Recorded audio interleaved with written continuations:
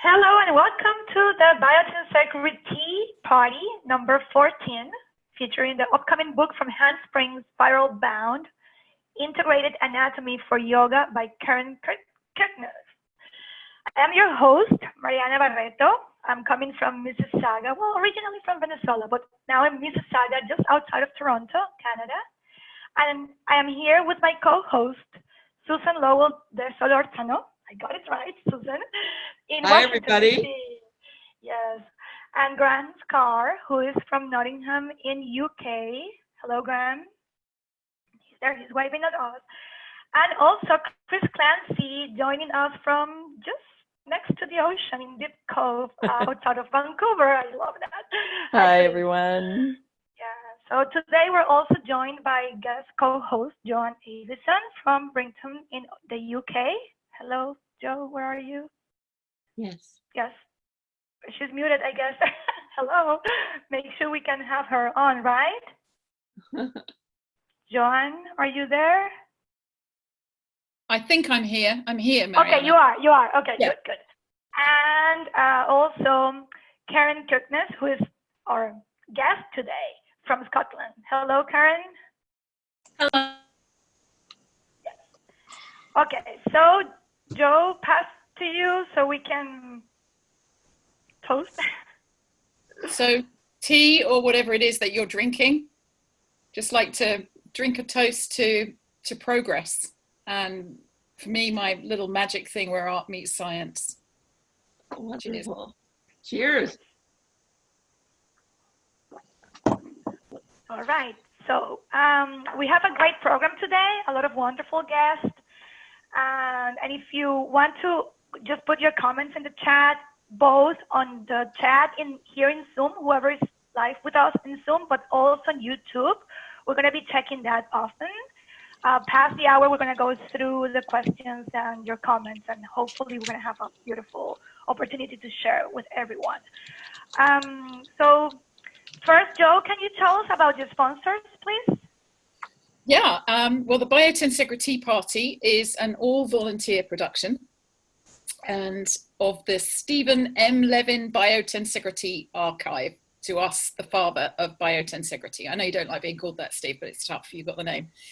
And it's made possible through very generous sponsorship and support from Handspring Publishing in East Lothian, Scotland, who produce semi-academic works of very accessible and easily applied but research-based material for movement and manual therapists. And they're an amazing team. I've had great privilege of working with them for a long time, and many people online now, I'm sure, and Karen, of course. So the team at Handspring, and I think this is one of the reasons I'm so loyal to them, is that they see publishing as an art as well as a science, and they bring the art and the science of therapy and movement together. And what they're offering each one of you today is a very generous discount coupon, so that anything that is on the Biotensegrity Archive list, or that's on their list, that several of the authors here and in previous episodes, there is a generous discount coupon from Handspring. We're also very generously supported by Chris Clancy's educational organisation, Embodied Biotensegrity, which is based in Vancouver, but of course it's all online, and Chris offers a variety of fabulous programmes. They're great, and just go to Chris, she's here now, and there's always a discount or some sort of very valuable resource available to you. So ask Chris now what's going on in the current listing of, is it Movement Mentors? Anyway, you'll put us right on that, Chris. And then it's also, Biotensegrity Party is also sponsored by Artifact Pro of Madrid, where you can find beautiful and wonderfully constructed tensegrity models. Another very exciting aspect of all of this. And there's a discount coupon for everybody watching the program. So really worthwhile association. And finally, we're also supported by the British Fascia Symposium in the UK, which not only organises their biannual BFS event, but several other exciting programmes. So that's BFS, British Fascia Symposium. The director of that is Jan Trewartha, and you can find out more about her and her book in one of the earlier Biotensegrity parties, all about scars and so on. So there's lots of exciting stuff. And today we have Karen Kirkness, author of the upcoming book. You've got to wait for this one, but I promise you it'll be worth it. Spiral Bound, Integrated Anatomy for Yoga. And back to you, Mariana. Sorry if I've overlapped what I'm supposed to say. No, that's great. Can I jump in? Can I just jump in? I'm going to say, please, if you wouldn't mind, we're going to sort of go to a speaker view system for the YouTube live stream. But if you could all turn off your video, if you're not one of the sort of stars of the show, which I will be doing in just a second, I think that helps. So thank you, everyone. Great. Well, I guess it's my turn now to introduce our interviewer, who is Joanne. You probably know her already if you've been following us. She hosted, or she had the Biotensegrity Party #5, where she was talking about her book, Fascia Anatomy and Movement. And she's also helped with the book of Jan Trawarta and Sharon Wheeler's amazing work, Scars, Adhesions, and the Biotensegrity Body, also from Handspring. So I think we're set. And enjoy this, and don't forget to put your questions and comments in the chat, and we're going to go through them later. Enjoy. Joe? Thanks, Mariana. Karen, where are you? Why can't I see you? I'm here. I think. Got you. I've pinned you now. So hello, my dear, and thank you for being here. And let's just roll with this, because you and biotensegrity are almost synonymous.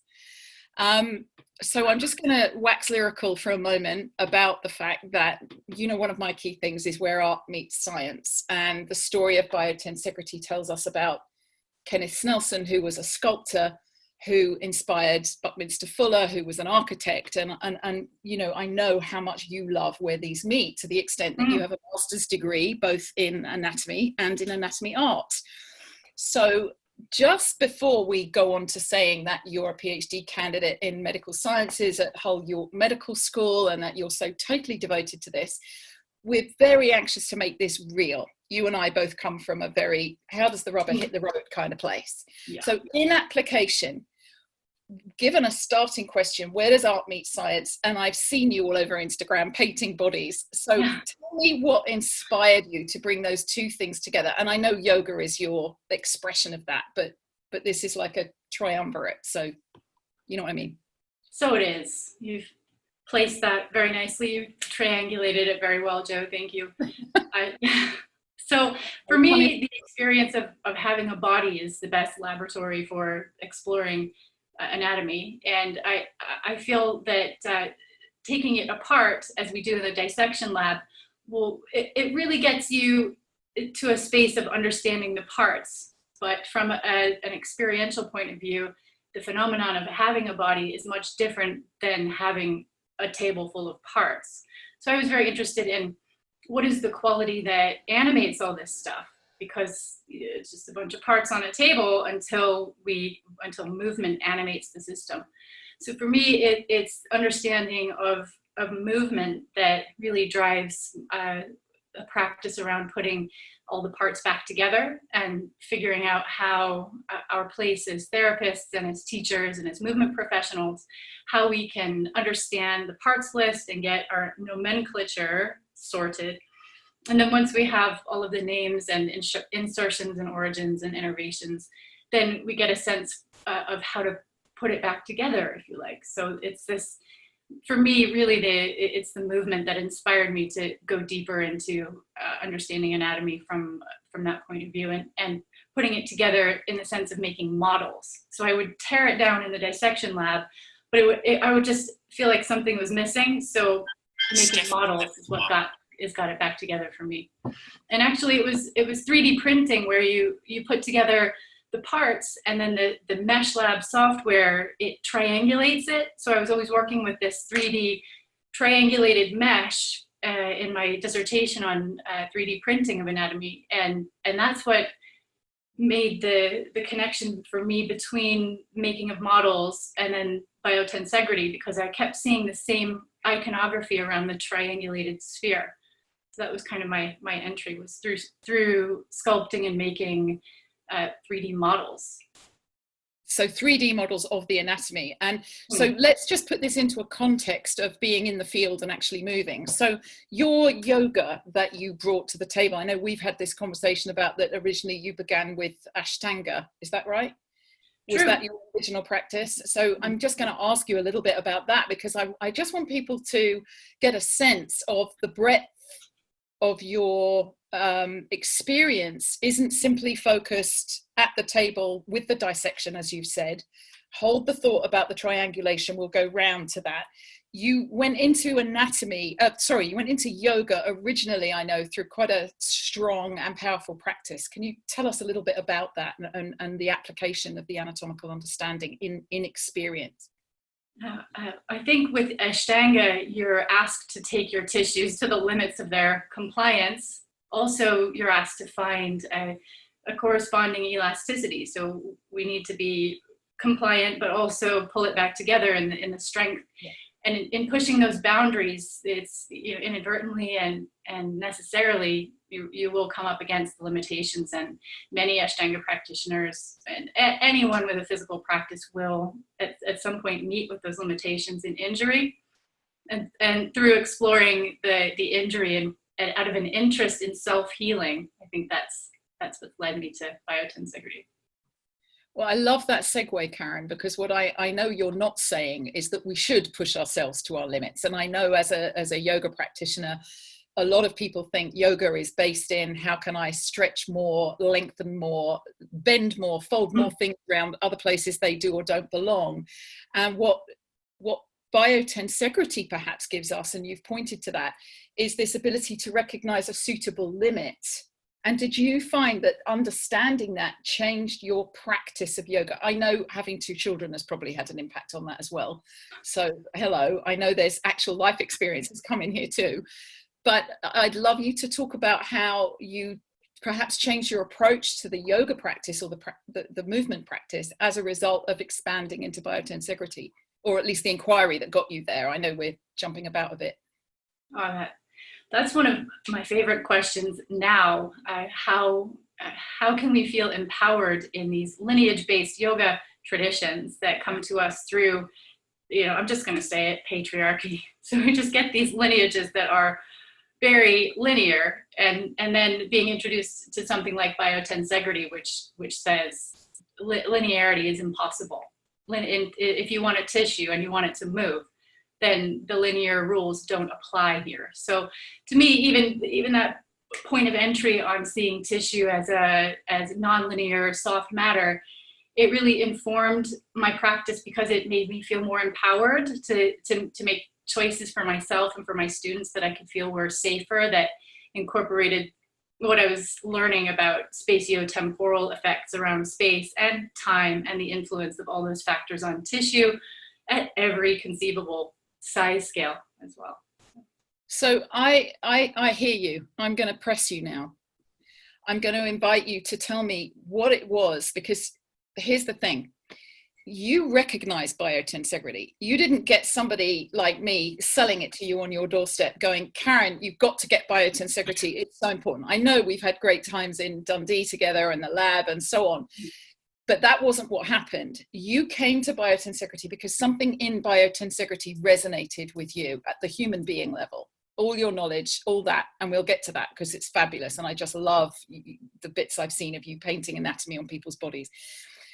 But I also know that every single one of us on here is either a teacher or a practitioner or a person who is teaching people real life stuff.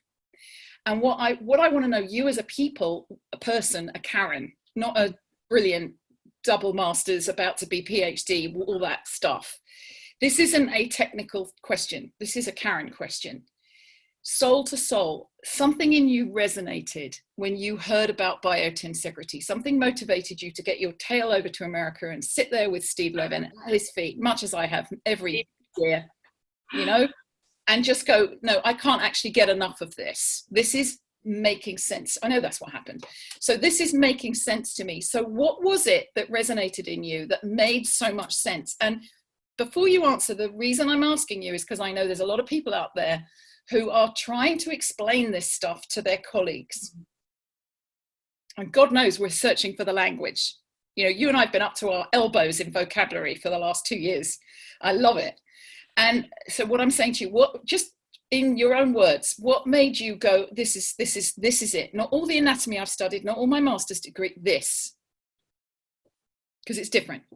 That's a great question, and probably we're all vibing with it because we're all called to the Biotensegrity interest group and the dialogue around that space because it just makes sense. Because there's something really intuitive about it, and as technical as it is, you know, and as much as it traverses the ologies, you know, there's a foot in physics, there's biophysics, and there's, you know, all of everything about soft matter and math and geometry and space-time.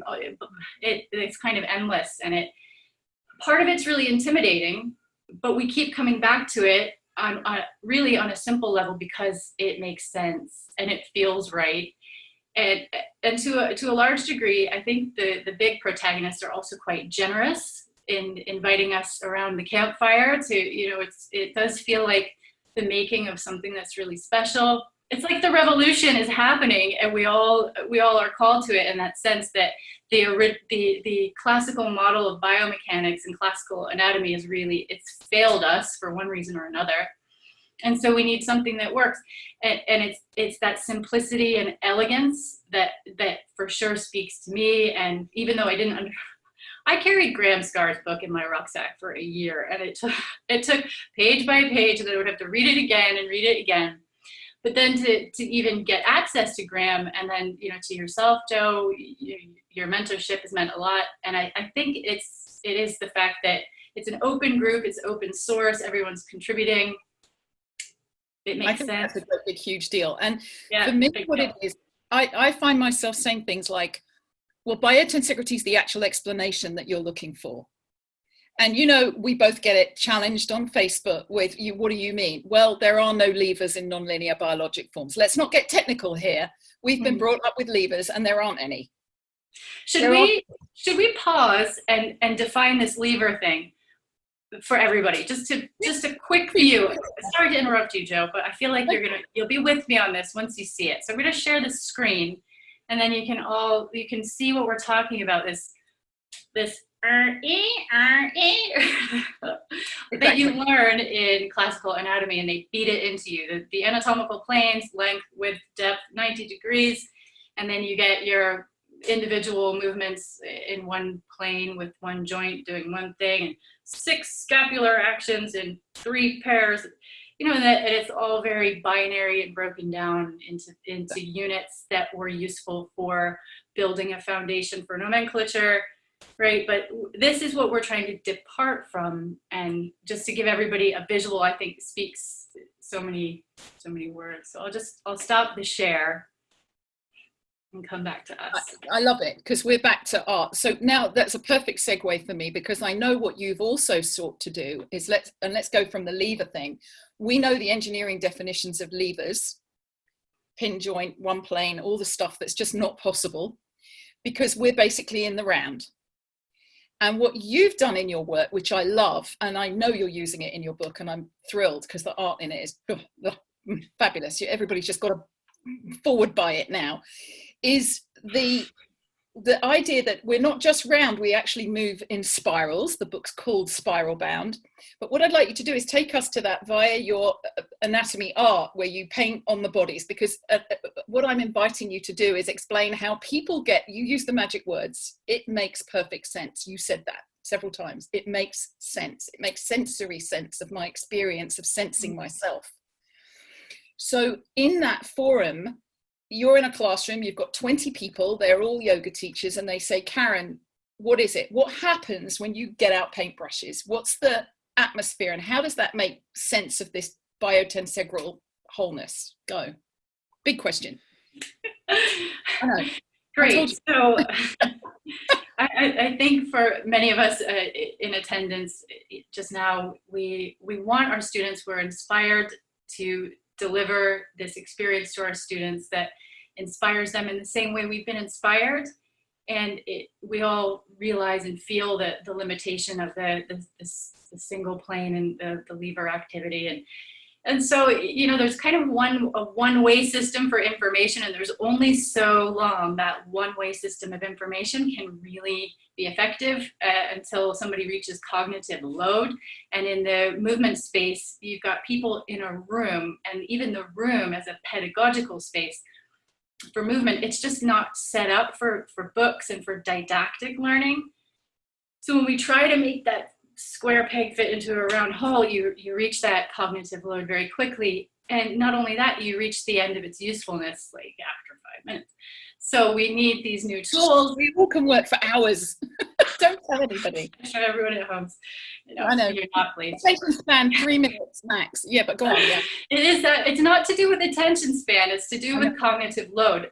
And in that, especially in a pedagogy that is around movement, and we are living, breathing laboratories. So it doesn't make sense to not use the kit that you came to planet Earth with to explore these ideas. So getting people moving and interacting with the body painting, for me, is a way to light up the brain and all of the areas for learning, and to light up these pathways for learning that where we're using color, we associate touch and color and then social interaction to form more robust memories around around the structure. And then, so you get them dealing with the structure, and a lot of it is, you know, to discover your own gaps in awareness when you think you know something, and you think you understand trapezius and superficial, you know, back and shoulder anatomy, and then you go to a real body. The idea isn't to show what you know, it's to experience the gap in your understanding for yourself.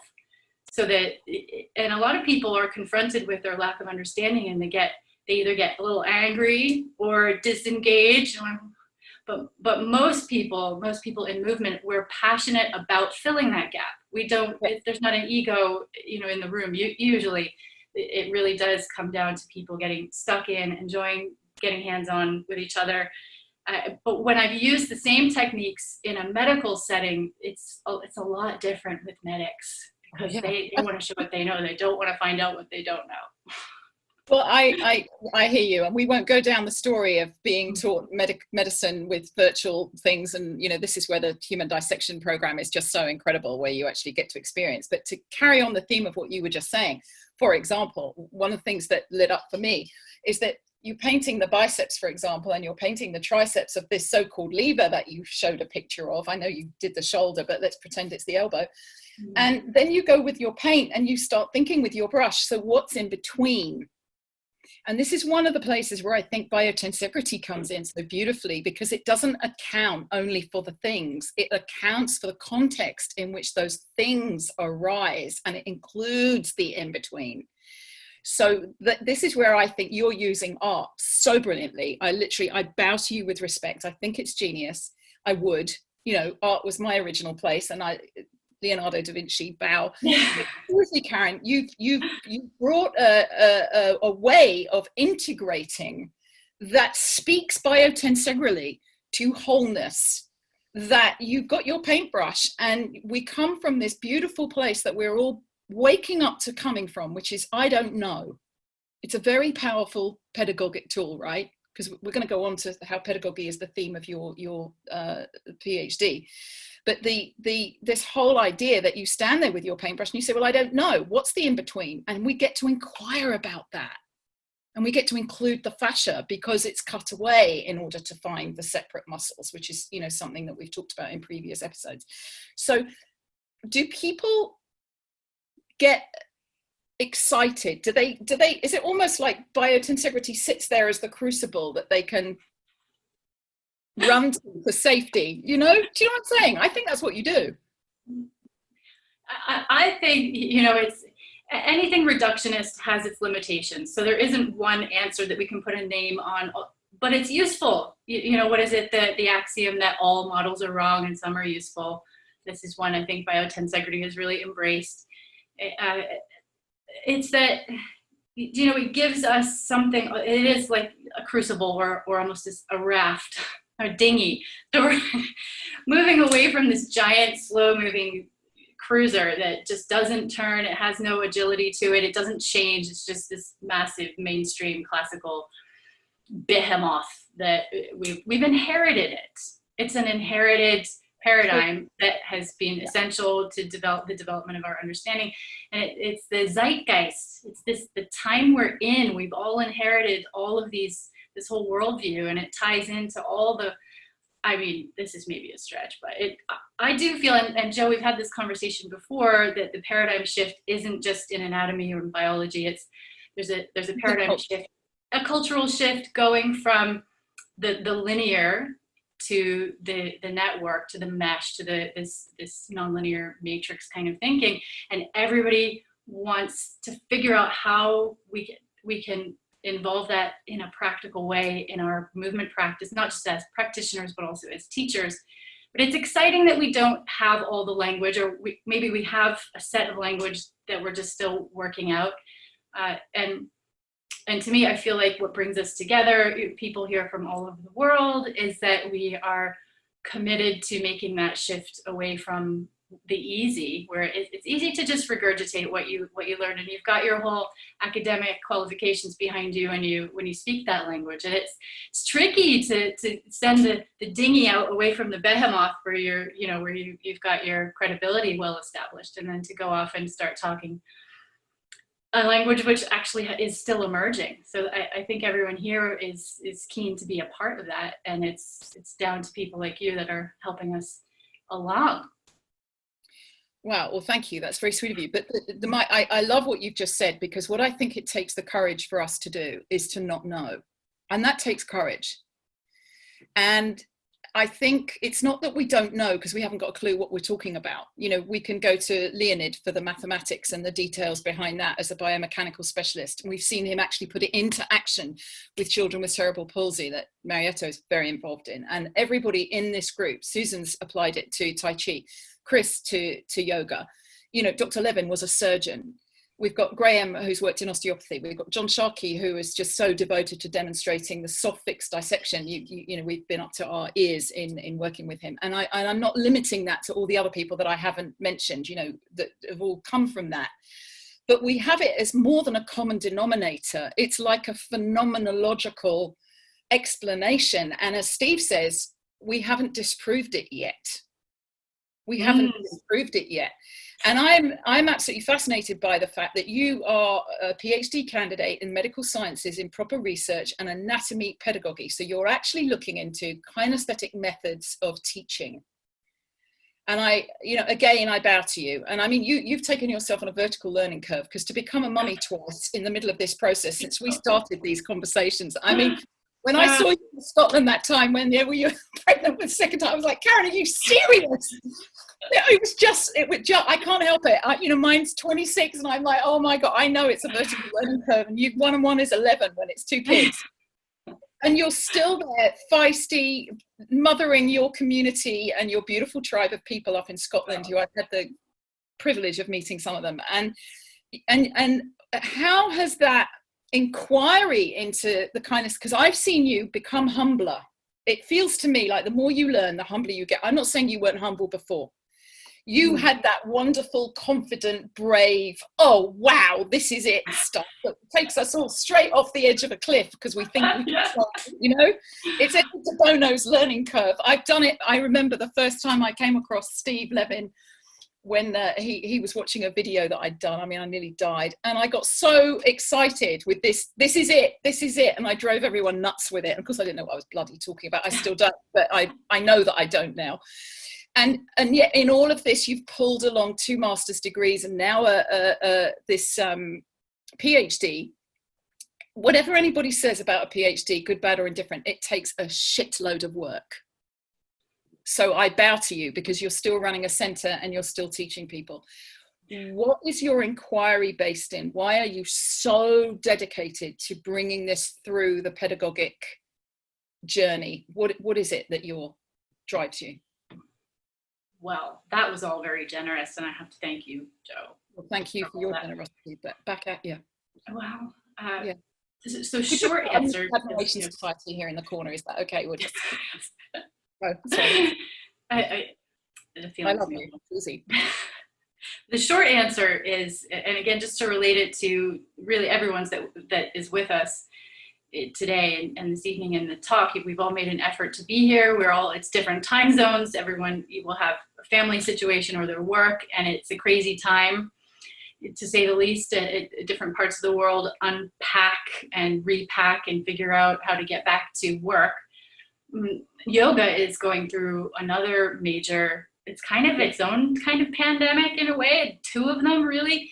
Anyone who's familiar with what's happening in lineage-based yoga, there was a documentary on Netflix about Bikram, and then there's documentaries about all of these lineages that are coming to realize the depths of abuse and bad adjustments and all of this. It comes out of lack of understanding and lack of questioning. And it's just the human condition that we've inherited these systems that are inherently flawed. And now it's time to, if we can, offer the grace to acknowledge what's happened and figure out a basis upon which to learn and revolutionize our tools. And whether that's yoga or any functional movement, fitness-based or strength and somatic movement, all of the beautiful innovation that has arisen in physical culture since the 20th century, really all of it, we're all looking for this way, because we've all been touched by healing in some way. We've all come to our individual disciplines we've been inspired, and my personal journey has been, I've been inspired by healing. I've broken so many bones and torn myself up every which way on bicycles, and I'm really accident prone, and I'm a thrill seeker. So then maternity and the whole kit and caboodle, every level.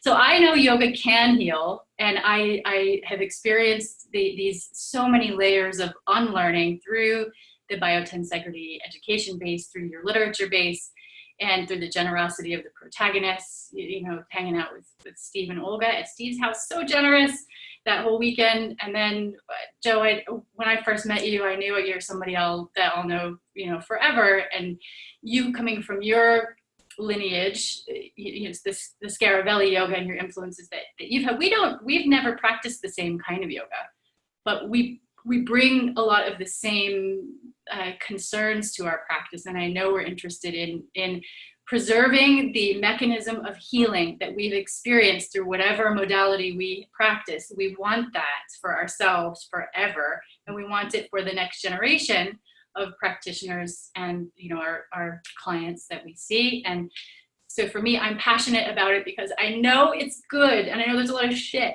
and there's a lot of failures, pardon my French, but I think we can get through the human error, hopefully. And to me, Biotensegrity and the principles around it offer the key and the kind of sum of the tools for the next generation. Is that okay? Very, very well said. And the thing is about the Biotensegrity, and here's where I think we can go with this, because one of the things that I loved in your email to me about today was stretches damage, elasticity in the round with gliding. And where I get really excited, one of the things I work with and teach is frequency specific microcurrent, is the resonance field that the body makes. And as you know, I take all this into a lot of my master's is in spiritual sciences. And what I think Biotensegrity allows us to do is have a scale free context, territory, in which to explain the emergent properties at a spectrum from hard, strong and powerful, strength and conditioning, get out there, go for it, through all the Ashtanga practices or the very strong, powerful practices of yoga, right the way through the spectrum to where I live, perhaps at the other end of that scale, if there is one, which is restorative yoga, where it's all about subtle nuance and nidra and eventually meditation, which is what it was designed for. And then it takes us on that spectrum journey to the absolute subtleties of the frequencies beyond our immediate felt sense. But here again, we're changing the pedagogy because we're now assigning the nervous system so differently to include proprioception and subtle nuance. And I'm gonna bring that word nuance into our conversation, apart from the fact it's my favorite word at the moment this week. I am hearing leaders all over the world of every stripe, race, creed, color, religion, situation, and circumstance, use the word nuance, use the word subtlety, use the word awareness. This is new vocabulary. It's, sorry, I mean, it's not new to me or you or all of us on here maybe, but in the general parlance on the news, the BBC news that we get here, those are not words that we hear. And they're coming in at a new resonance, at a subtlety of awareness, at an admission of not necessarily punitive guilt or anything like, but just awareness, just, okay, Patabi Joyce, okay, Bikram, okay. And what you said so beautifully, we're not throwing out the baby with the bathwater. How can we expand like a Hoberman sphere to include nuance in our language? Can you do that in your PhD? I know you do it in your classrooms. How does that speak to you, this range, this scale-free variability that we can account for?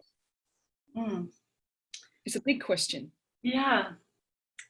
You know, it's all of us will all be asking ourselves that question, because there's this, again, the gap where we very much in every sense want to see the world shifting as it is, the leveling up, but it's really awkward. So everyone realizing that the institution that we live in it's racist and it's white supremacist, and that there's not only a dominant race, dominant culture, established economies got that way because of, you know, struggle of others. There's this huge amount of reckoning that is extremely uncomfortable. There's so much dialogue. It's really rich with conflict for everyone, not just amongst the group peer-to-peer, but also the nodes of the peer-to-peer network. We're all kind of grappling with all of this new language as it's presented to us. So I'm thinking of the paradigm shift, not just in tissue, I guess, because our tissue is enrolled, and to actually quote you the other day in our conversation, there's a subtle enrollment in a paradigm shift that it's moving from this old way and into a whole new way. And like you said, how do we bring the nuance of that language without making everyone stop and do a whole course, you know, a master's degree on social justice or paradigm shifts or soft matter physics or all of the things that we need to update and upgrade and level up. I think we're here because, hey, this all makes sense to us, and there's something really intuitive about it and elegant, and I wouldn't like us to lose that simplicity and lose the grip on the practical because we feel intimidated that we don't have the language, that we don't have it yet, but we are developing it. And so I think the key to that is to stay grounded in what we do know and to find confidence from our training, all of us trained in different modalities, and to really stick with that and find the wellspring of confidence in the training that you have and in your own specialist skill base, and pull your nuance from that, because then it's really authentic and you'll have the confidence to own that language in a specialized way that is relevant to your client and to yourself and your own practice, and not get too hung up on not having the language yet. Also because it's just changing so quickly. And, you know, tissue is linked in with the larger, with nature, with patterns that we see emerging all around us. And it isn't just the plants and the animals and microbes. It's not just the organic matter. You know, we see it in behavior science. We see the logarithmic spiral in behavior of shoals of fishes. You see it in the organism, and then you see it in the larger groups of organisms in their behavior. And we see it also in population science and of course in the reproduction of a certain virus. You see the way that patterns emerge everywhere, and that the linking of it all to see the patterns emerge everywhere that we do is educational in itself, and picking up nuances from that to see how it can translate into something that doesn't sound bonkers is everybody's challenge.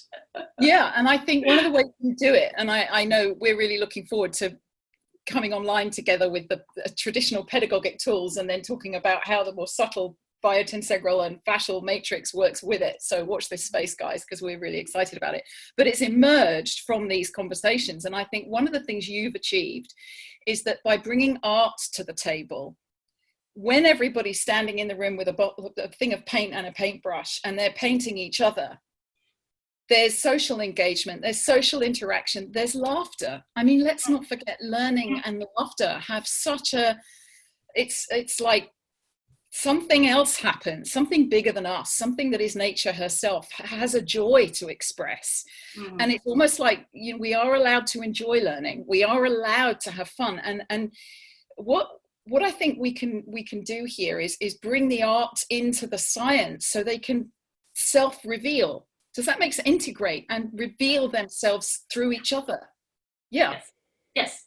In a society that understands networks, right? I mean, 100 years ago that nobody would have known what we were talking about. Now everybody has got a network, an invisible network. So we can talk about invisible forces and we can know what they mean. And we can talk about multi-dimensional. That wasn't a word in the English language 30 years ago.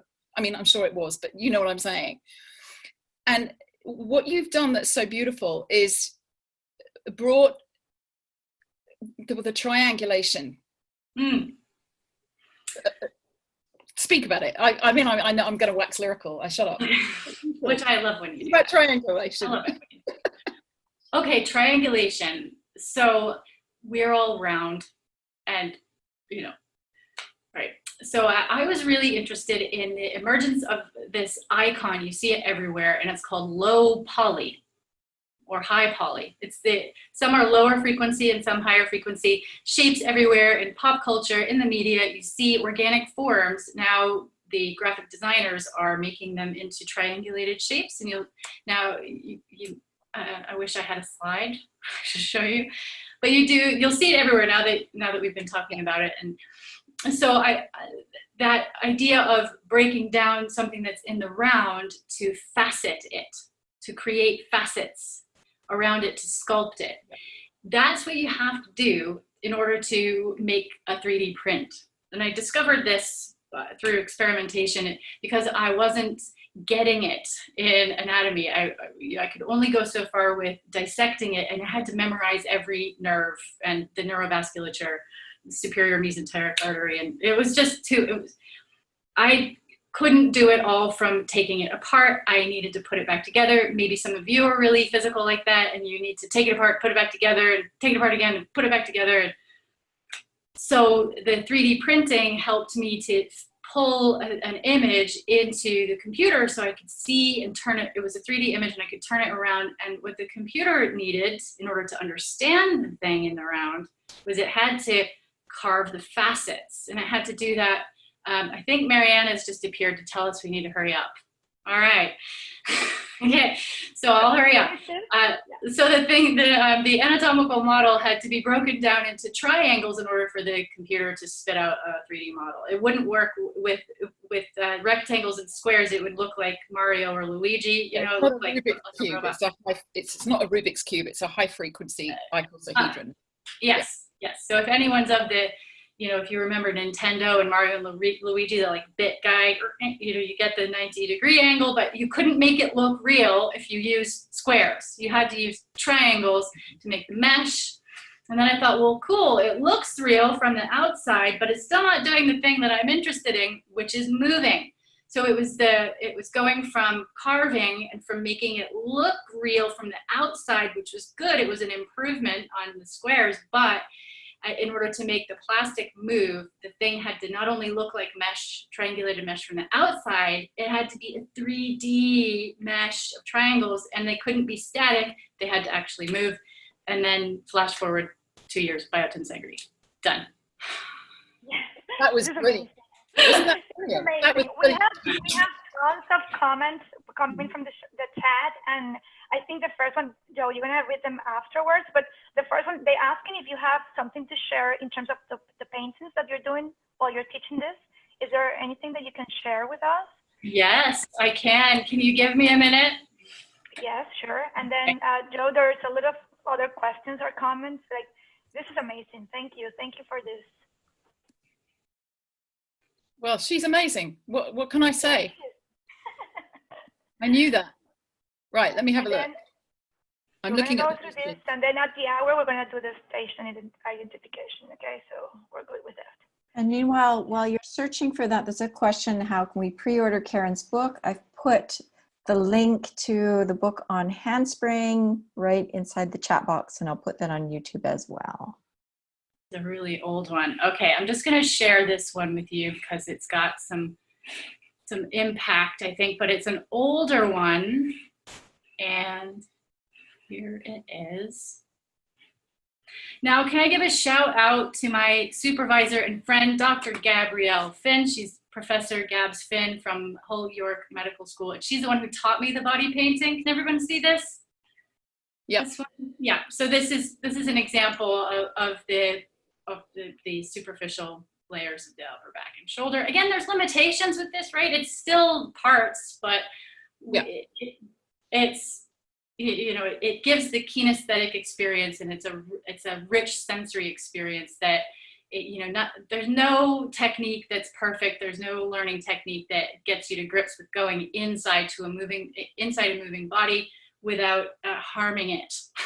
So we still have to use the tools of working with the outside of the body. So do you find when your students are doing this, because one of the things I love looking at this is everyone's drawn all of them completely differently, which of course is how they appear in the human body. Do they get excited about the connectivity? Because that's one of the keystones of biotensegrity, isn't it? That everything's continuous. And seeing it move, that gets everybody really excited. So first, you paint it on, everyone gets to know each other. We start with the bony structure, and then we paint on the fibers, and that's all in white or a cool color. And then we add in they can see that once you've made the container with the fibers and looking at the anisotropy, the layout of the fibers, that the lines tell the muscle, kind of give you an idea of what the muscle does. And then once we have the container of the fibers on, that putting the color in, I have to always tell them, it's not like a steak. You just pop a blue on. You try to continue with that, with the fibers quality of the lines, and then it really gives them a way to grapple with a lot.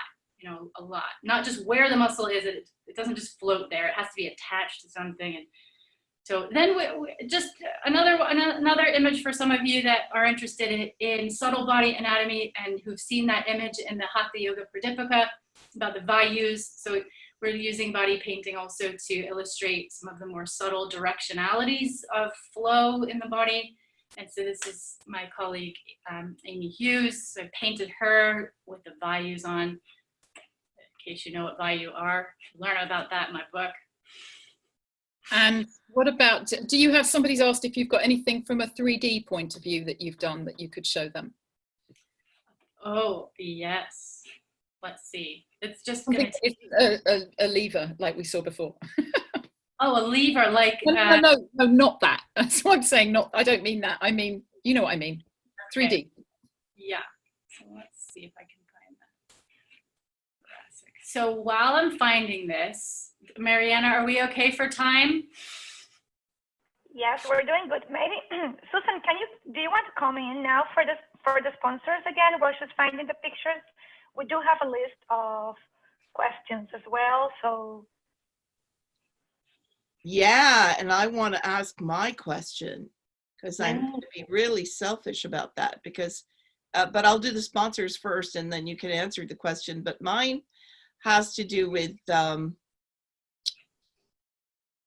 originally I was just focusing on the visuals of the body painting because it's so amazing to see, but now I'm thinking the experience of the person being painted, that's amazing too. And that's probably a whole kinesthetic awareness that I'm feeling this, this muscle, this thoracolumbar fascia, whatever, being painted over on me. And I can take that sense of that brush and that paint inside So you can answer it now, or you can sit on it however you like. Mm-hmm. Okay. So Photoshop is taking a really long time. So if you answer that question now, then okay. I'll do the station identification, and that will buy you Photoshop time. Okay. I should have had these queued up, but I didn't know it was going to go. I didn't know it was going to go here, so I didn't have it queued up. But this, so has everyone seen Graham Scar's graphic image that is a drawing of the cross-ply of the torso fibers that wrap around the torso?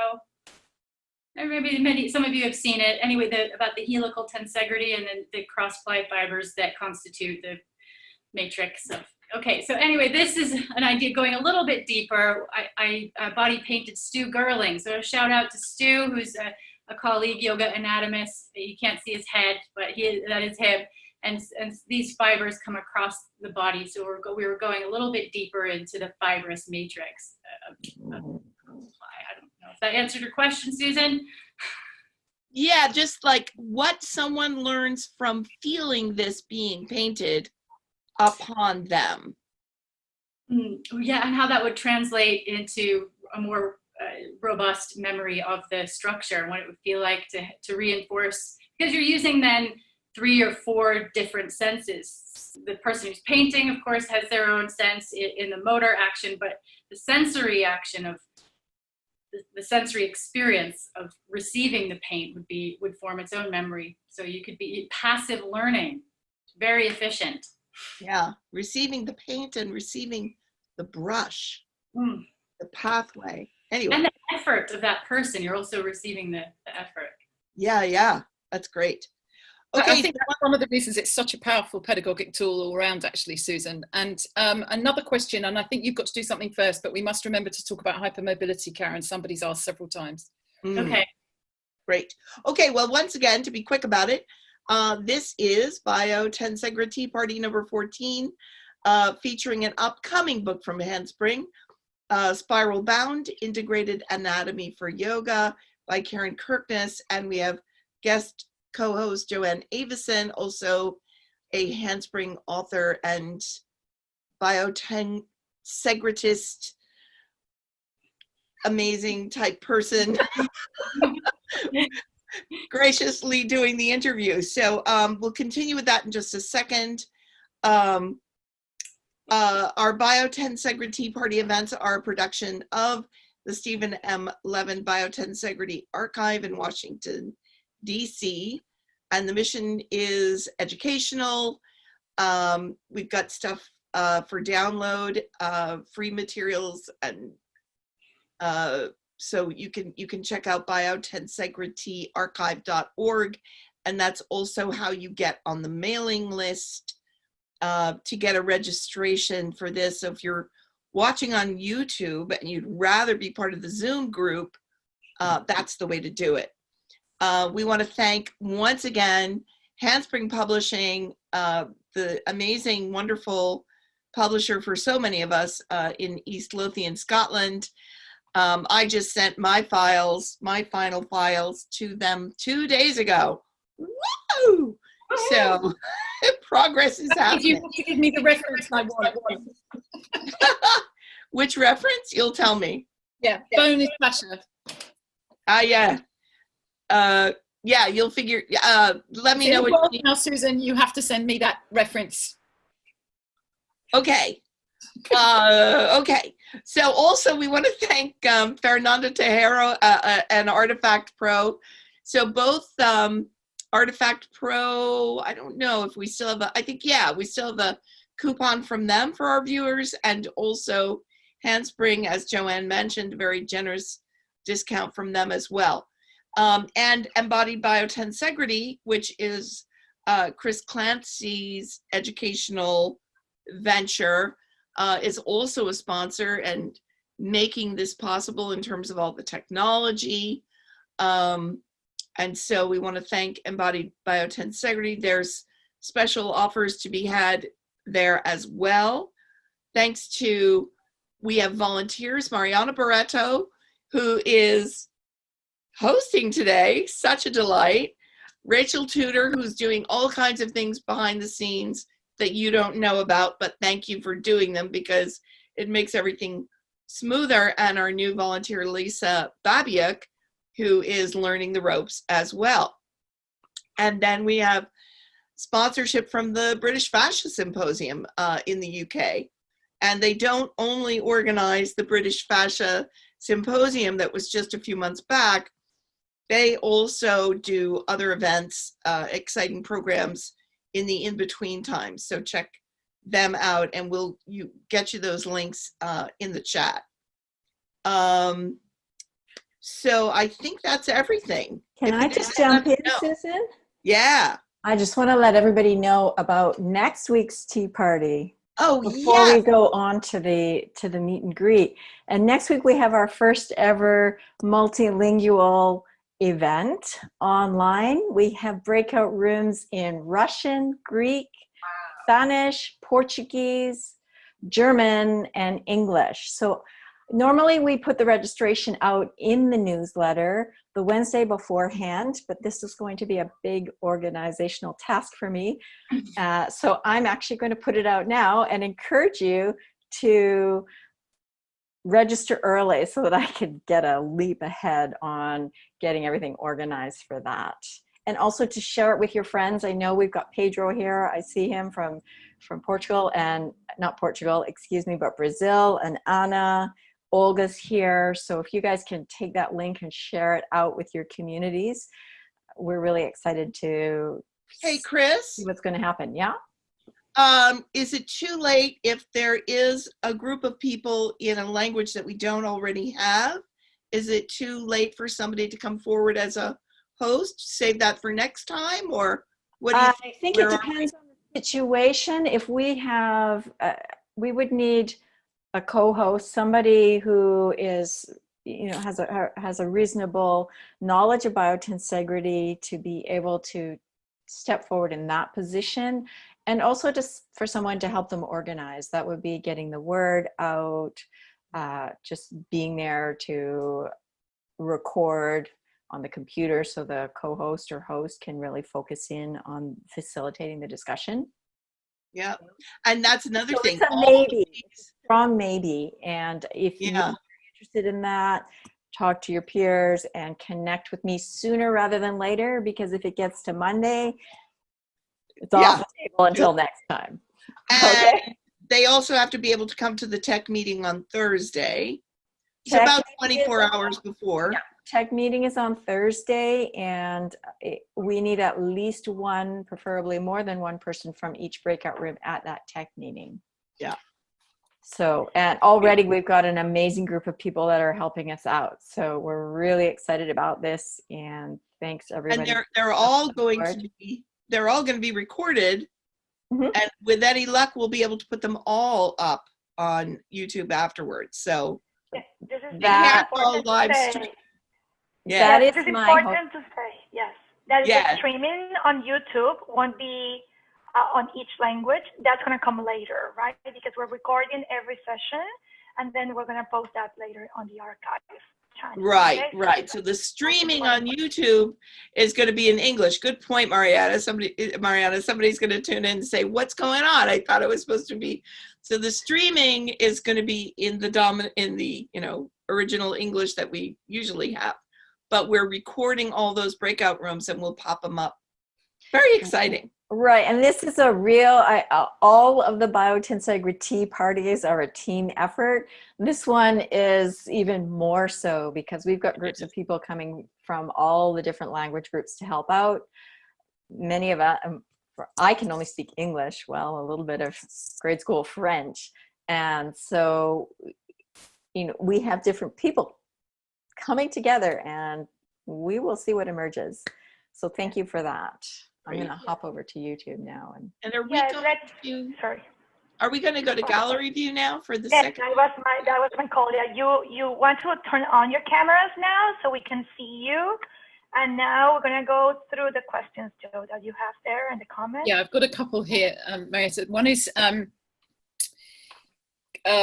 Monica Kessner said biotensegrity is a universal language, which is a lovely thing to say. And Carol Boggs, those who teach biotensegrity informed Alexander technique are developing ways to address hypermobility. Karen, what do you think? Was it a question? I don't know, but somebody else commented on it a bit later. And I know for myself, understanding biotensegrity has transformed my understanding of hypermobility and how I teach people to manage it, because I am completely hypermobile. So just your turn, go. What do you say to that? Well, different modalities will have different definitions and understandings of what hypermobility is, because it's such an umbrella term. In the clinical sense, it describes a presentation of a symptom of a cascade of disorders like Ehlers-Danlos syndrome, and it usually presents as part of a cascade of other symptoms and other presentations. So it's really important to strike that balance, especially with beginners, and in a yoga context, we're dealing not as much one-on-one. So our language is more working with a group and finding collective language to help a group find a safe range to work in. And again, it's going back to how do we redefine and bring in the nuance of biotensegrity and the tools that it offers us to develop language that is modality specific. So all the time, a big one that comes up in yoga is, hey, in downward, just a really simple one, downward dog. And I got this is a classic, hyperextended elbow. So what do? Sleeve the elbow, micro bend the elbow. Do you know all of these easy to say and also easy to hear micro cues to help keep the group safe is where is what we're trying to do in group yoga experiences. And I think I would add to that, and I just got to say that Maggie Burrows is the person that asked the question. So Maggie, sorry if I didn't name you about the hypermobility. The beautiful thing about understanding biotensegrity in its fullness is that we give sufficient credence to stiffness and mobility. And one of the things that happens is we go out there, we talk about the word stiffness as if it's a pathology. And actually, this is where the language, we literally have to change the language that we use every day and think differently about it, that we get this balance, this, John Sharkey calls it this allostatic balance, not just a homeostatic balance, but this allostatic balance between its integrity. I call it bioemotional integrity. It is that you don't go to your extreme, you know when to stiffen. So my hands, for example, fold in half on their own. They literally bend all over the place. And I'm a structural integrator, and I had to learn to stiffen my hands in order to work, but not so much that they weren't sensitive. And I think that's where the biotensegrity language comes in so beautifully, that we have this power to engage tissue. It's not just about the old paradigm, your muscles contract in antagonistic pairs. That is just so not what happens. And on top of that is, it's beautifully well put and well said, Joe, is this the idea that we need to stop using certain terms. As much as we need to develop new terms, we need to power down and send terms out to pasture, like stretch, because stretch is, plastic deformation, like it's done, it's post once it's stretched. But that's the thing when you're a yoga teacher and you tell someone you're a yoga teacher, the first thing they say is, can you give me a good stretch for my husband? He's a runner and he needs a stretch. And you don't want your husband to stretch. So we need to figure out, how do we rename these things? A position, how do you intelligently stiffen certain elements of the matrix and then seek compliance in other elements and use your bones as space makers? That's a lot of words. And again, it goes back to how do we not sound bonkers? So we need shorthand for this stuff. And I think it's up to this group, everyone who's tuned in this evening, to develop that. And that's what we're doing. We are developing a language, and we're not saying we've got it, but what we do have, I think, and this is where I'm just so grateful for your pioneering spirit, Karen, is personally and professionally and collectively, is this absolute determination to find a context that everyone can use and that is recognizing. I mean, like stiffness, people come to you with stiffness as a pathology. oh, my hamstrings are stiff because I've been running. Could you help me, give me a stretch? You just said it right there. Actually, if you stretch your hamstrings, what's going to happen is they're going to tighten even more, because that's how you are neuromyofascially organized. Just saying. And when you talk about shortening something, you're not really shortening it. And when you're talking about lengthening it, you're not really lengthening it. Well, why not? Because you've got that Hoberman sphere over there, and actually nothing changes size, but the volume changes. And biotensegrity gives us it appears to change. A pufferfish. I mean, you don't have more bladder after you've peed or less bladder before you pee. Or the other way around. Your bladder expands and contracts the way that it's designed to do. And biotensegrity explains that roundness in the round.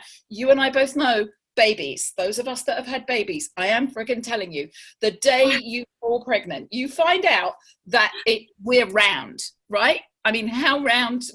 Let's not go there. That's another thing you can't plan. Talk about emergent properties. I think motherhood makes us predisposed to emergent properties, actually, but that's my wicked sense of humor. It's just a segue here, you and your sense of humor.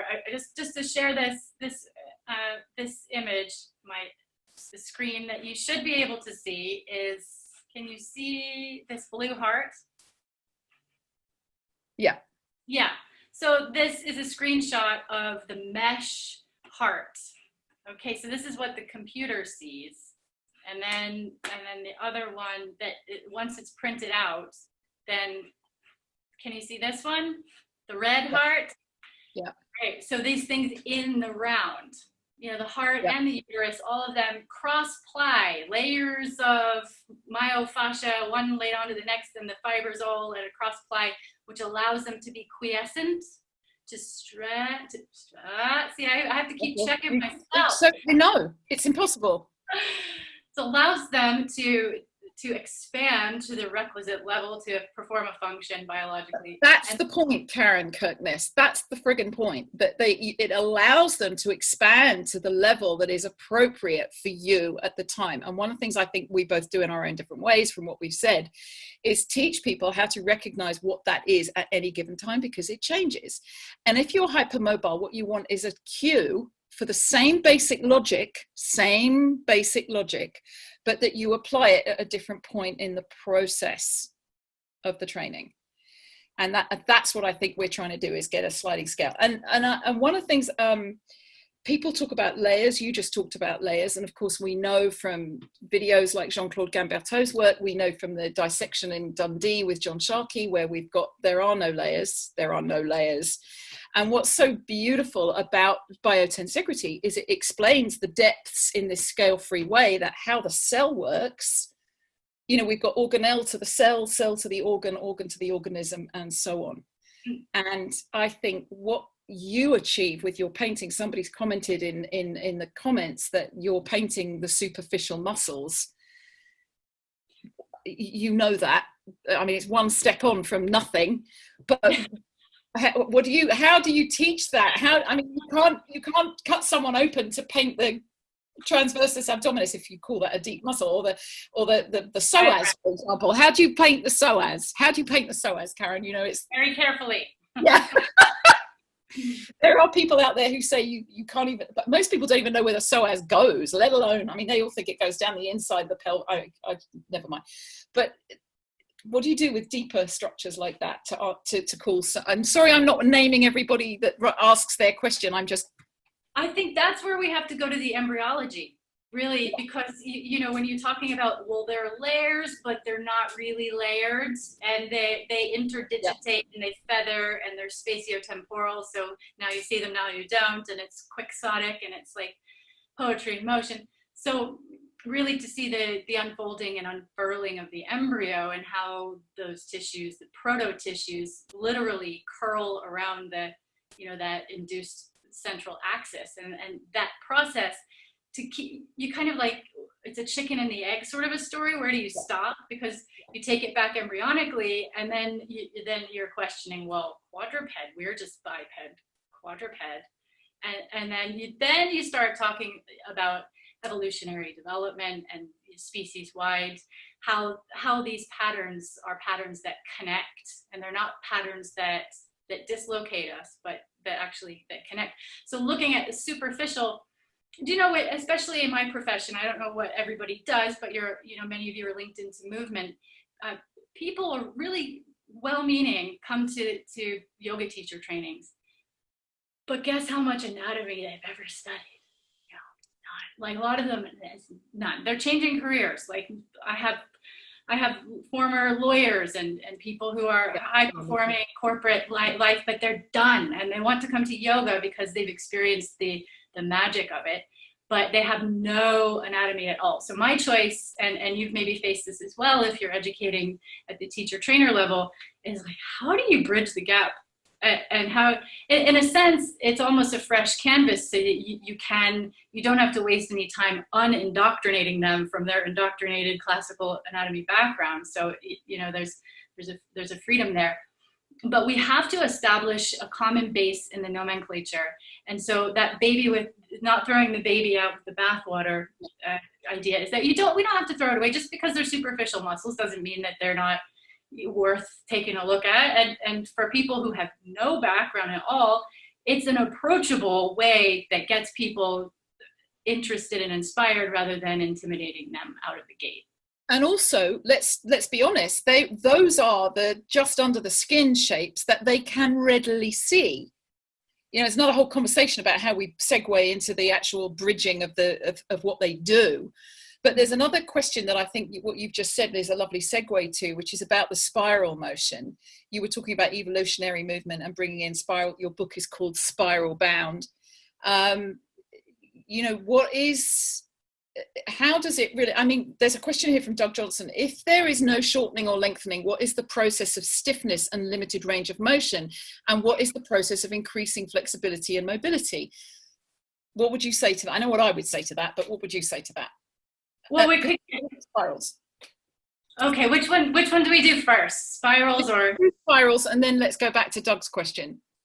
Okay, so spirals start. You could really just think of it as an everlasting, endless film, and you just have to cut to one scene and start there. So let's say we start with embryonic development and this idea that the limb buds literally just poke out the side, and then through the differential growth rates, you end up with an elbow. And as the limb buds emerge, obviously oversimplifying for the story, just to get the principle of it, that as we emerge developmentally, with these differential growth rates, the arms like curl into place, the legs curl, you end up with your carrying angle in the elbow, you end up with pronation with the radius flipping over the ulna, so your supination and your pronation, and then the larger arc of movement with your external and your internal rotation, that your arms are just upper limb legs, that the legs and the arms are really just limbs, and it's that rotation that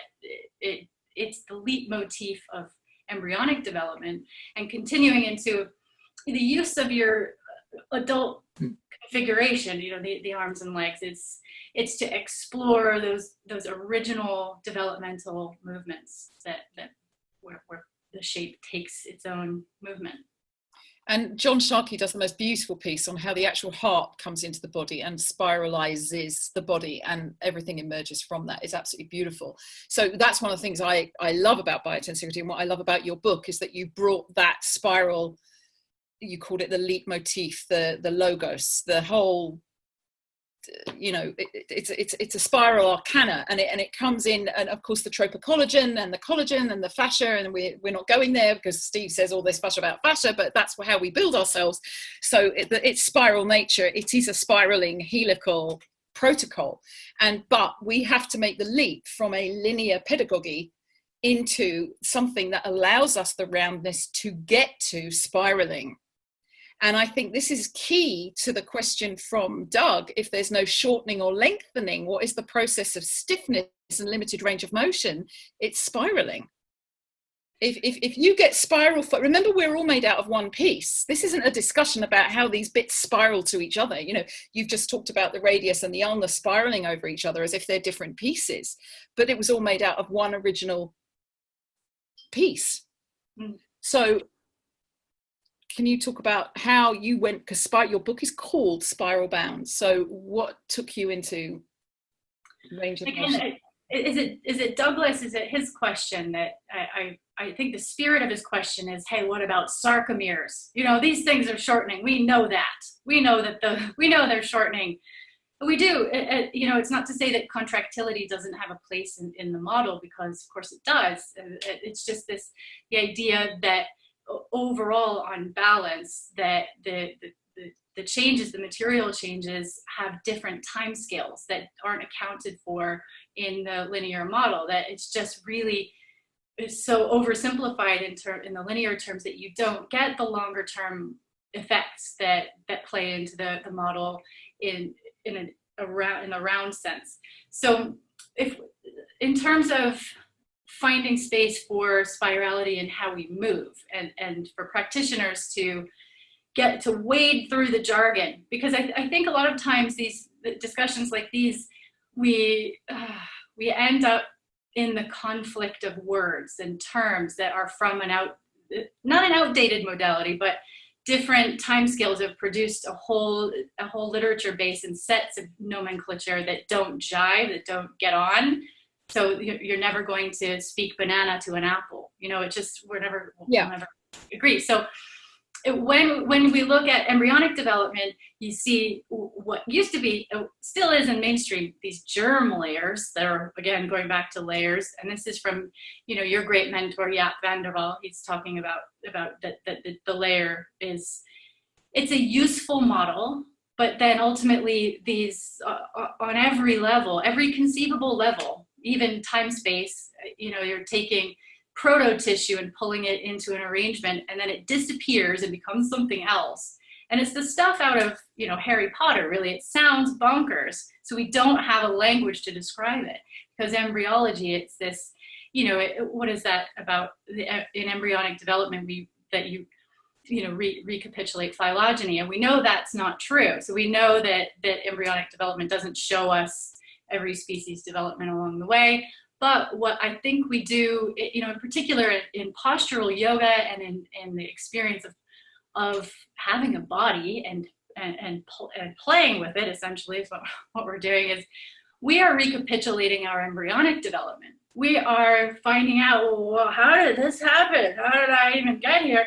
So for me, moving in those patterns is figuring out how it got that way, because I'm not interested really in the like splitting hairs about the contraction and eccentric or concentric, and all that is really important.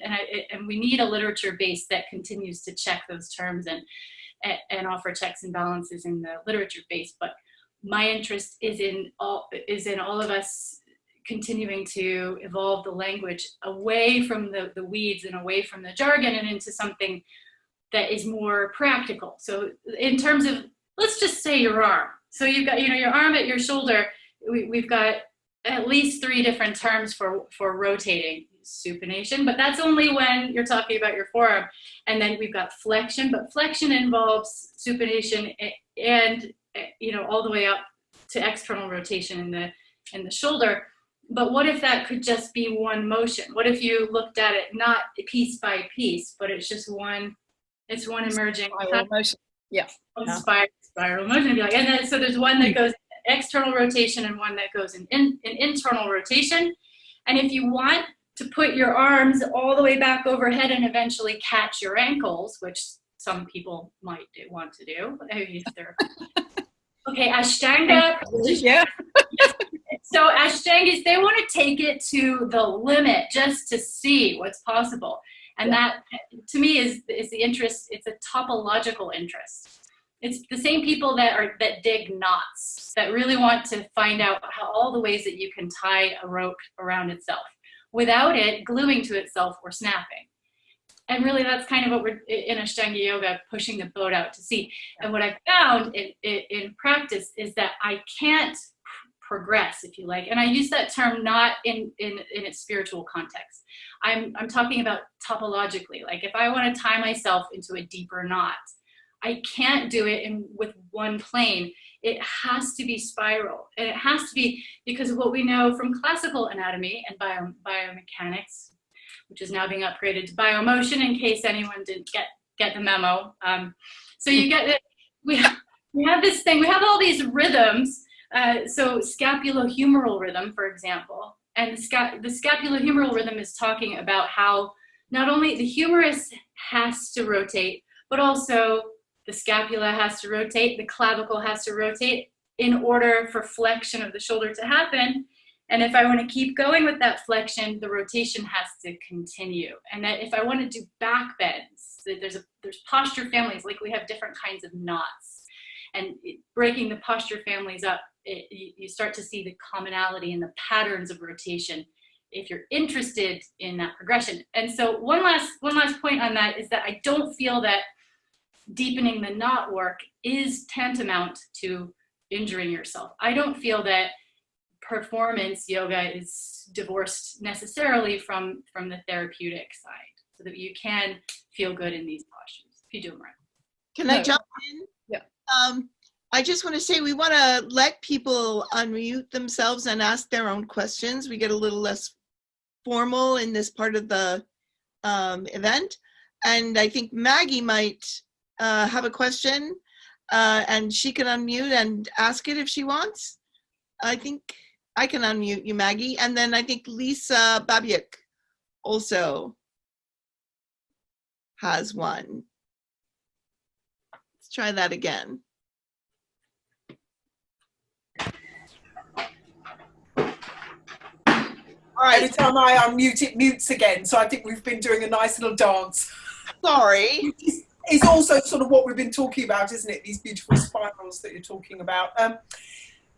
It may be that it's the wrong forum for the question, but as someone who's understanding slowly their own hypermobility, having been aware of some of the elements of it for a very long time, what I'm interested in is your structural knowledge. As a film class teacher, I feel I already have a tool to manage it, but I'm curious about the understanding of it. I'm not very convinced by the medical understanding of it and the pathologizing of it. I had a very sad experience of a young athlete whose mum got in touch, and because she had discovered she was hypermobile, she'd gone online and been left with the impression that she would end up in a wheelchair inexorably because of her hypermobility. And it's very obvious to me that the world is packed to the gills with hypermobile people, that there's just loads of it about, that we are very, very common.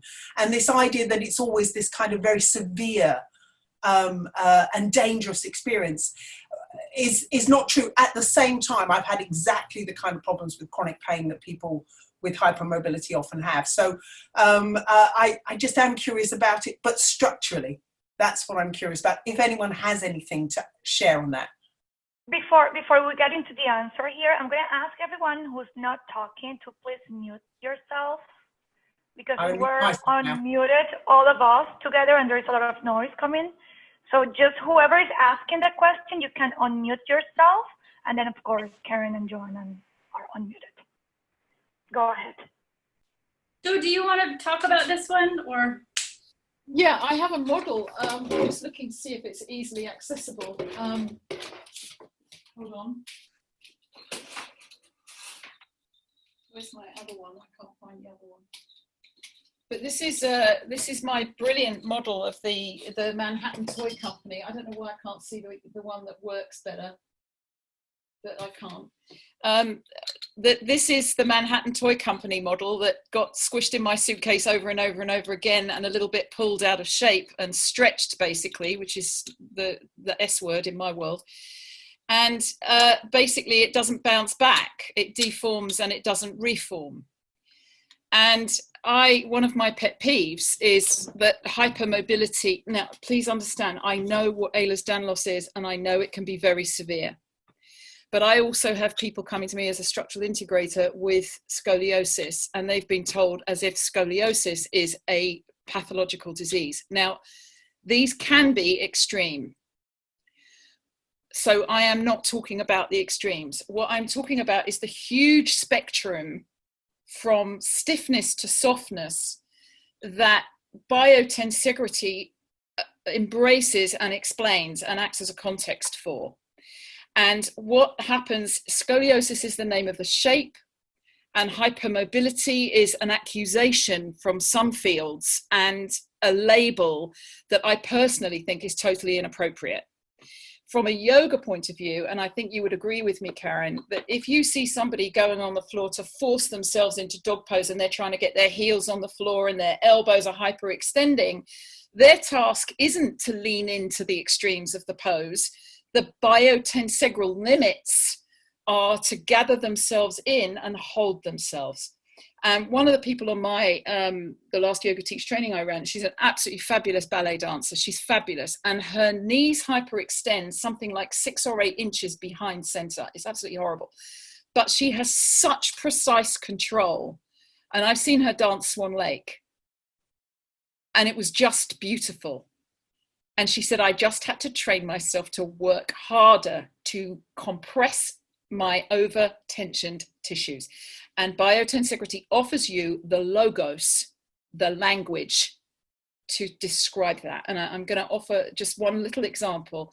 In his book, Cells, Gels, and the Engines of Life, Gerald Pollack describes at the beginning how Galileo upheld Copernicus' idea that we were a sun-centered galaxy, a heliocentric galaxy. Up until that point, we were considered a geocentric galaxy. In other words, the Earth was at the center of the universe for religious reasons, for all sorts of reasons, and Galileo was put under house arrest for such treasonous ideas. The point is, up until that point, the academic, scholastic understanding was how do we describe the movement of the celestial bodies relative to the Earth when the Earth is in the middle. And they had all kinds of cycles and epicycles and super epicycles and super epicycles to explain that. The nanosecond you say, no, it's a heliocentric galaxy, everything moves relative to the sun, you actually simplify the entire story. It doesn't get simplistic because it's still all the celestial bodies move in relation to each other. But the nanosecond you recognize that the sun's the thing at the middle that is the common denominator, a lot of the other maths becomes redundant. And that's what we're in. We're in a paradigm shift where biotensegrity is the heliocentric round Earth version of the flat Earth geocentric galaxy that we had before. And that's the explanation I use for my clients. And I think, Karen Kirkness, that you've got a model in your hand that describes exactly what I was fiddle-arsing around with this to do, was to say to Doug, when a spiral gets smaller, it stays the same length. It just changes shape. You've got a model. Go. Probably seen one of these before. So normally twine, or, you know, you could even just look at your empty loo roll or kitchen roll, cardboard tube. But this is more granular and it's higher frequency because you've got it's threaded. But when you pull the core out, you get something that is extensible. It's not hyper extensible. If it's imbalanced, it has this ability so that it can change shape, but the elasticity and the stiffness so that it will go back to its previous form, so it can deform. I think in the case of hypermobility and even hypomobility, so more or less, we're inadvertently preloading the condition with like an already necessarily flawed model. So when we come to see that tissue, it forms this. If it's balanced, it will form a space in the middle. And of course, in the body, we don't have any empty space. But by space, if you're into movement, you know, space means it can glide. So there's this gliding action. And our softer soft tissues, if we're working on the model that soft tissue is a spectrum, and on one end of the spectrum, you've got gooey soft tissues, and on the other end of the spectrum are harder soft tissues, which are the bones, which we'll let Dr. Levin talk about, is that these tissues, they coordinate themselves to always go back. They want to have the space. They want to. The homeostasis is your body's inbuilt nature to find its own balance, to come back to something. And if we've got a condition where, for example, this, right, that I can, like Joe said, develop this logos, inner dialogue around recalibrating my matrix at this level to offer it the stiffness required for it to, it's like giving it the push it needs so that because it's stuck. It's like a beached whale. You've got to get it back in the sea so that it can be itself. And it's the same, the hypermobility, you don't have to live in this, you know, what you said yourself, Maggie, that it was sad that your client and her daughter thought, you know, next week I'll be in a wheelchair. I'm done. I'm hanging up my ballet shoes. You know, this is over. But it doesn't have to be that way. You know, we can use our practice to get the whale off the beach and back into the sea, and where homeostasis can then do its work, because the body, it is always tending toward finding that balance. And for me, the spirals, they're always they're balancing. They're constantly dancing from one to the next.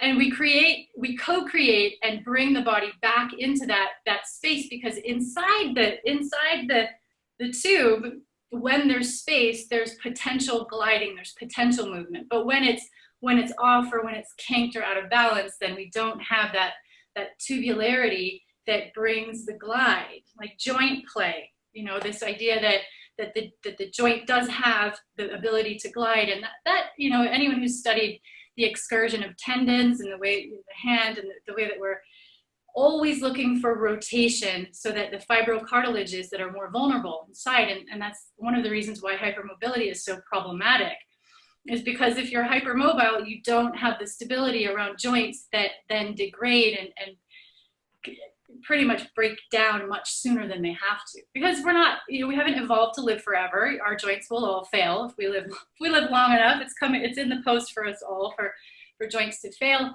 But through retraining our movement patterns in this joint, we can set it up so that it has the best chance of being healthier for longer. It's my view structurally. Karen, one thing I want to just 1 second, to your model there. Can you hold it up? Yeah. And this is to you, Doug.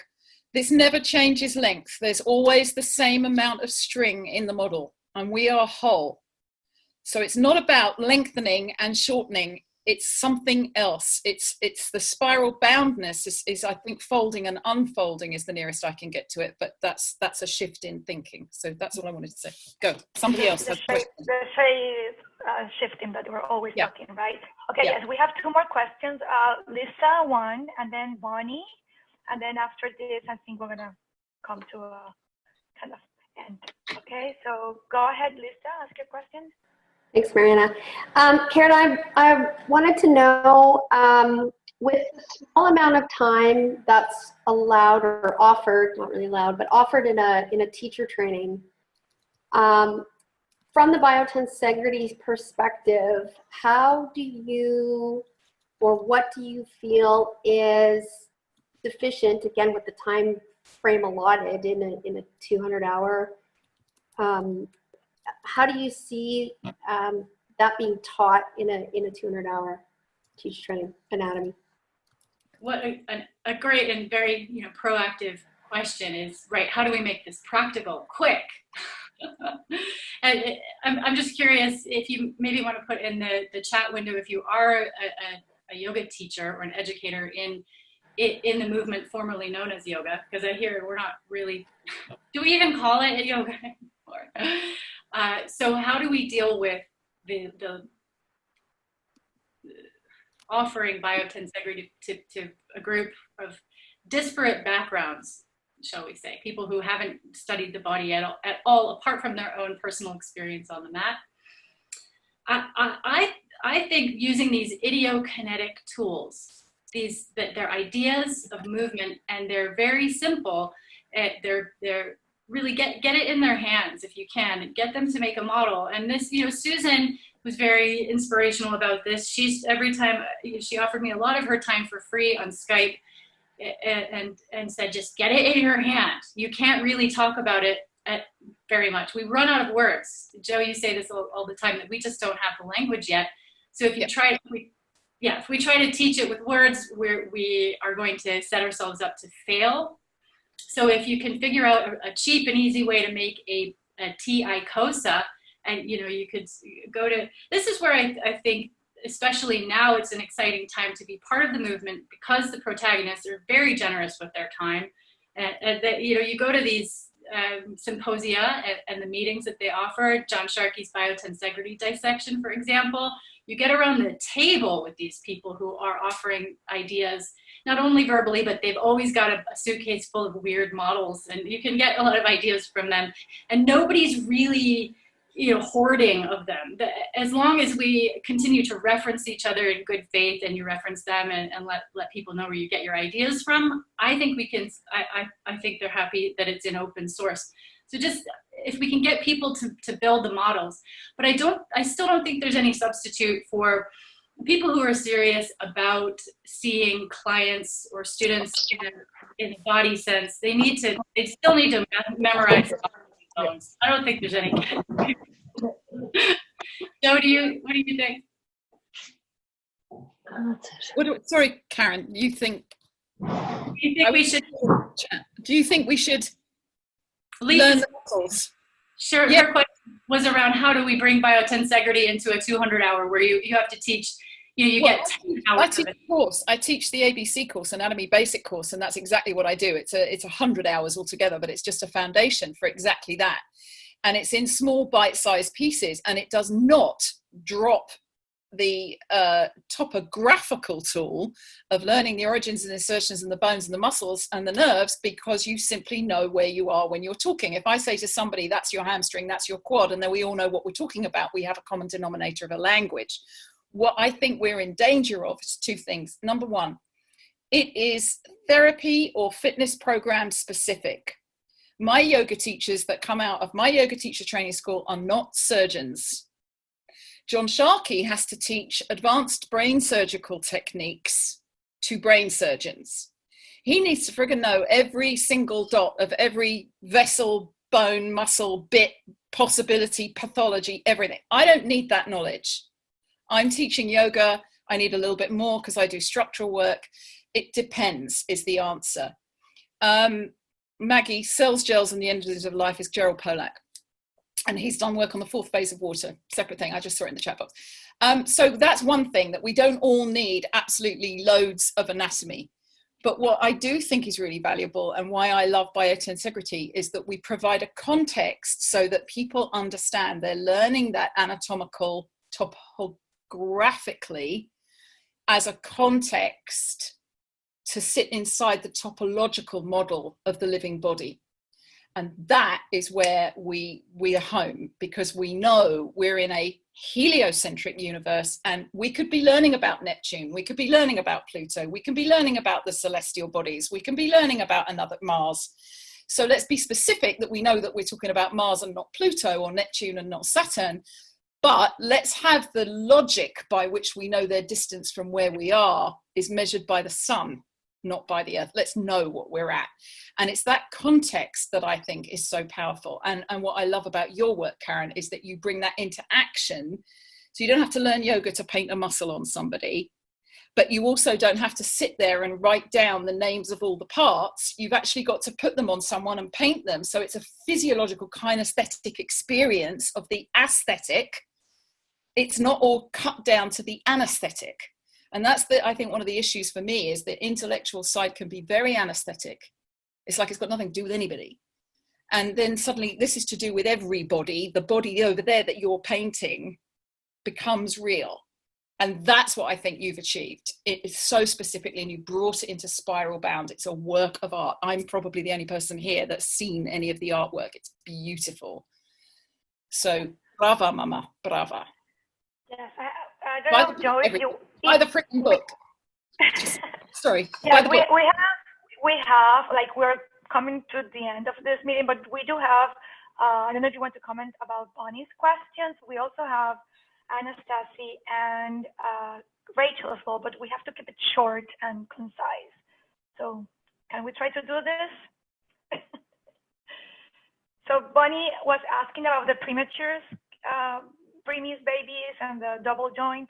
I know you were answering on the chat, Joe, so I don't know if you want to quickly point that out. Well, I'm 6 weeks premature, so I was in an incubator for a week. I'm hypermobile. I've come across a lot of clients when I come across hypermobility. First thing I ask them is if they were premature. it is my experience, not my research, but my clinical, if you could call it clinical research from being in clinic, that they tend to go together. And one of the things I think we have to be very careful of, and this addresses something we spoke about before, is that we do not collapse topography with pathology. And one of the things that can happen, I get people coming to me saying, oh, I've got a pain in my hip, I must have trochanteric bursitis. No, that's a location name. It's not the same as a biotensegral energy leak. And a biotensegral energy leak in the wholeness is very different to a site where the pain hurts. One's topographical, one's topological. And biotensegrity invites us to make that difference. And I'm going to shut up because Karen's got a model there that you should see. It's divine. Go. Go, Karen. Okay, well, just quickly, because you said that about the location and the thing, and so we're doing a talk in 2 weeks on the respecting the map as distinct from the territory. That we get these terms and we pin them on so that we can basically keep all of our ideas pinned to one space. That we have to remember that pin it's a tool, but it isn't the actual thing, right? So it's semantic. And the semantics, when we get caught up in the names and the terms, they lose their meaning when you relate them to the actual body that you're dealing with. So in that sense, I feel like when we look at language, as we come out of using the map, where Joe, you say this about the names of muscles and bones in discrete parts. It's like an address with a post box, and it's very specific. Yeah. We're not thinking, we're thinking more in the region. And then once you get away from the numbers and letters of where you're sending the postcard, you actually take a walk around the neighborhood and you realize, well, that's a yellow door over there. It's not where I thought it was. It's around the corner. Yeah. So, and you don't know if it's an apartment or a mansion or a shed. You've got no idea. The postcode just tells you the location, whereas biotensegrity is in the realm of volumes. So being there and with it in present. So this is Anastasia. I think I met you at Dr. Levin's house a few years ago, if this is the same Anastasia. So I just appreciate your question around talking about muscles as the generators of movement. How do we talk about that it's beyond agonist and antagonist? Do you use Steve's language around muscles being like turnbuckles?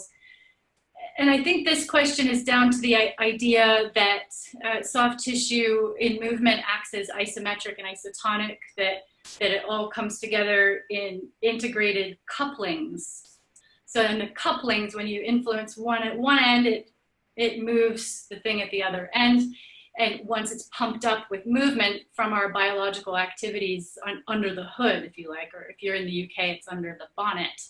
But all of the activities that are going on out with our conscious voluntary movement endow the system with energy that kind of pumps it up to a threshold level. And when we move, that momentum, it infuses the movement and continues the movement. So we're not necessarily, although contractility is very much a part of it, like you're on the swing, and this is Steve's allegory or metaphor, which I really like. You're on the swing set and you're pumping it up more. So you're going to sit on the swing, and movement's going to happen, even with the tiniest little bit of addition to the system, that momentum is going to carry it. But if you add contractility, when you pump your legs, you really get going, and then the movement continues with that addition of your voluntary effort that increases the movement. But it isn't all down to contractility. Contractility is like a feature of the system. And this is the talk around closed kinematic chains that I grappled with this for a long time, and still, I'm still filling out my ideas on this. And models give you that really useful. It gets you talking, it gets you feeling it, but they're even more useful because it shows you what you don't know. So everybody in this community has probably seen this in photographs before, but it's the strand beast of the artist. So you've got the artist Theo.